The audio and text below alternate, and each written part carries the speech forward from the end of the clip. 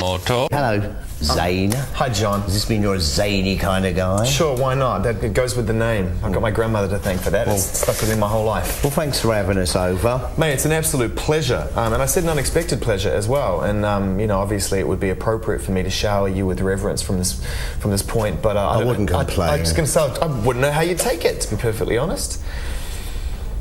Well, get showering. You know, one of the greatest frontmen, if not the greatest frontman of all time, an intimidating intellect who's always stood by his guns, always been an individual throughout, conquered television, film, music, literature, and up to this point, life. How's that?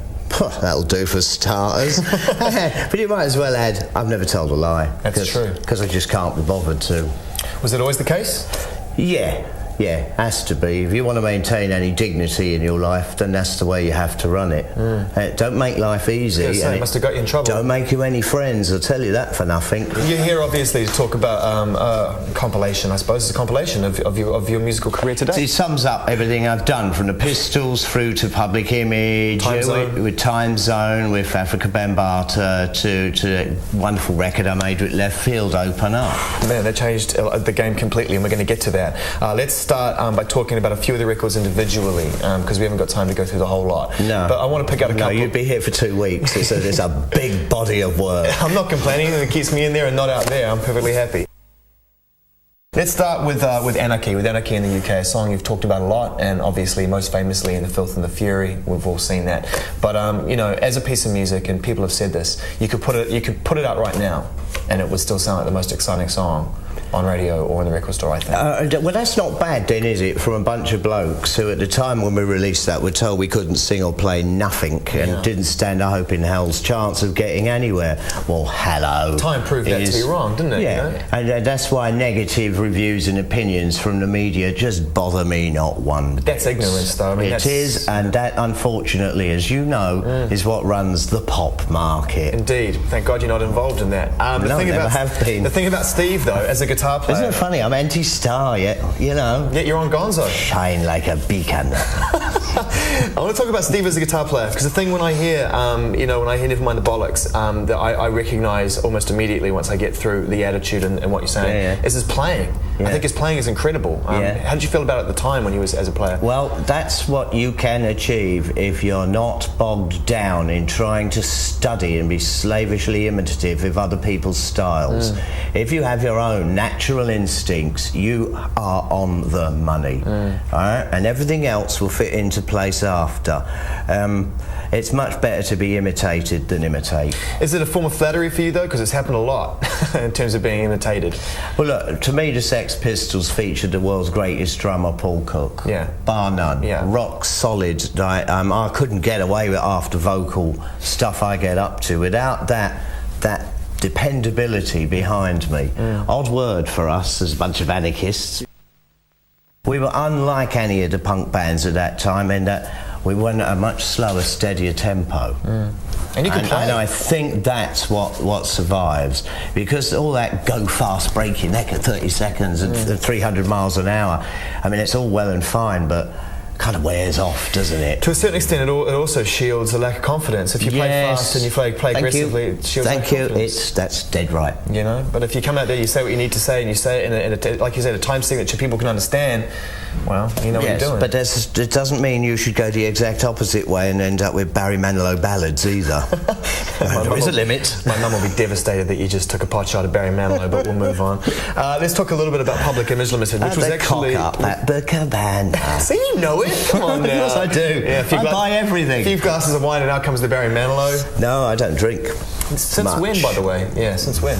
Much. Yeah. Barry Manilow, all music to me. I buy it all because it's there. If somebody's going to go to the effort to make a record, then I'm going to go to the effort to listen and respect it before I then tear it apart. I think that's only right. No, it's fair enough. Give everyone a fair shot. Yeah. And then I want to get back to the drinking thing. When did you stop? When did you cut your drinking down? Have you never been a drinker? I've never been a big drinker. I can handle it, and I don't get drunk. There are, of course, there are very many foolish bands, as you know, in Britain at the moment that brag about their drinking prowess. Well, I can tell you as a fact, they're all liars, fakes, and frauds. Because this is the real one.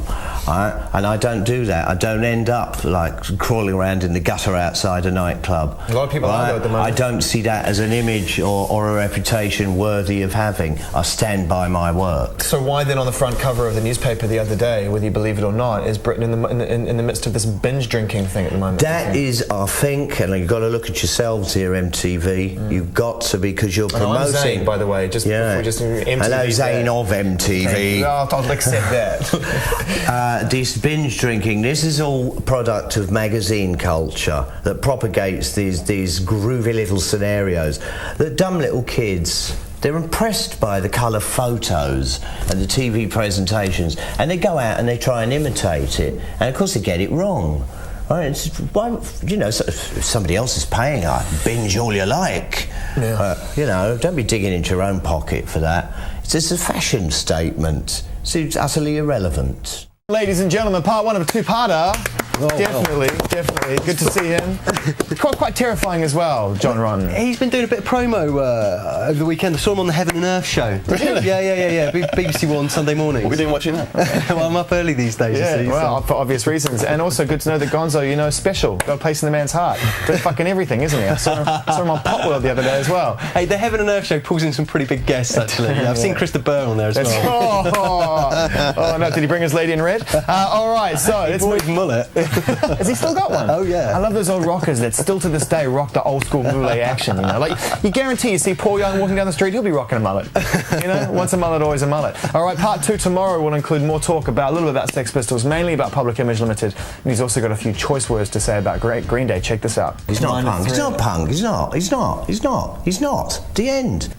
See, that's what I'm talking about. That's what you want from John Rotten. You want him to tell you to shut up, don't you? You don't want to be too nice. He actually signed an autograph for me. He went, "Dear Zane, it's all right, John." Well, like, it's all right being you. Yeah, I mean, just like, it's all right, don't worry so much, All right, what are you going to do? Gonzo weighs in with extra oomph today, being Tuesday, by telling you a few albums that are on the shelf that we'd like you to go and buy so that, Katie Malua. Plus, John Lydon, part two of a two-part interview. You'll get it today in 5 parts because the man had a lot to say. We're going to be talking about Public Image Limited. Plus, he's got some views on modern music as well, which we think you'd like to know. Yeah, if you thought he was angry yesterday. Terrifying man, seriously, snaps just like that. 9 Black. Get back to music. I want to talk about Public Image Limited, which happened fairly quickly after you left the Pistols in '78. Had to. Yeah. Times have to move on. Got to move on. Intimidating though at the time, given what you'd walked away from. No, I was happy. That when the Pistols fell apart, I mean, the corruption from the management just drove me nuts. So I couldn't deal with it, the money heckling, the whole nonsense of it. As I said on my last Pistols gig, was, ever get the feeling you've been cheated? It's become a seminal quote. I mean, I meant it. Yeah, and I meant it because I felt as cheated as an audience was. Yeah. That we were fastly turning into a Rolling Stones kind of caricature. And there was no point in us ever making another record. And we never have since. No, it's true, but isn't that what Malcolm kind of wanted? He wanted it to implode very quickly, so it was a smash and grab scenario. No, that's him talking in hindsight. Right. As that man suffers a great deal of. He is just one huge rear end. Yeah, right. Which is the ultimate hindsight, as they say. If you want to know about the Pistols, talk to the Pistols. What were your feelings when you walked off the stage in San Francisco, having made that comment? And I'm sure it was that I cleaned myself and I purged myself, beginning to be shoddy and dirty. And as soon as I managed to get a flight back to England, because I was left with no money, or plane ticket, I immediately started Public Image Limited, which to my mind was the highlight of my life at that point. Yeah, definitely. Because we went into a different form of music, but the same absolute determination. Without a doubt. And you look at the career you had with Public Image Limited, and I shouldn't say had, because I mean you could easily resurrect it at any point, and people would be very happy. But you have covered so many different areas, and it covers so much different ground. But it's always maintained the same philosophy, which you can hear in Never Mind the Bollocks, hasn't it? Honesty. Yeah. Right. I don't sing, howl, play, and stomp about to stuff I don't genuinely believe in. I'll talk about your collaboration with Left Field, Open Up. Everyone talked about this being a foray into dance music, and yet Left Field were clearly influenced by Public Image Limited. Yeah, no, they've never said otherwise. Exactly. And they took a lot of stick for saying so and being honest about that. What's everyone's problem with Phil? What is everyone's problem with me? It's as soon as my name is attached to something, there's this instant wall of negativity, like it's going to be like horrible, or it's like, don't let that spoilt brat have any fun. Yeah. Well, tough, because that kind of resentment, if anything, has just made me work harder, sharper, smarter, faster, better. In a weird way, Shakespeare said it, smile in the face of adversity. Yeah, kill him with kindness. Yes. You know, at the very beginning of this interview, though, I did my very best to spontaneously introduce you with a certain level of reverence, which made me feel uncomfortable. I hope you enjoyed it. Yes, I did. But I just wondered that as time goes on, you know, and as obviously people watch The Filth and the Fury, and as people see, you know, they look back on the career you've had, and this compilation will go some towards re-establishing what you've achieved. Are you almost... well, that might drive me nuts. That's what I'm worried about. That might be a real problem. Yeah. Right. Be careful what you wish for. God damn, all this respect. What am I going to do with it? I'm going to do all right with it, mate. But you've always walked the fine line between wanting the respect and demanding the respect, and at the same time saying, I can't be whether they give it to me or not. 6 of one and half a dozen of the other. Which one is it, though? Say you had to break Either way, the eggs. the fun of this is they've never been able to stop writing about me since the day I started. Yeah. And I've not paid not one penny to any publishing company or promoters or advertising agencies to keep my name in the paper. So when I read about Madonna and her £250,000 a year just to keep her in the papers, who's the fool? Yeah. Who's the fool in this world? Yeah. Right? Yeah. When I get my money, and there ain't much of it, because the Pistols was never a highly paid band. Pill is far too radical and an extreme to be making large amounts of money. But what I do earn, I've earned righteously. I'm bloody well going to keep it.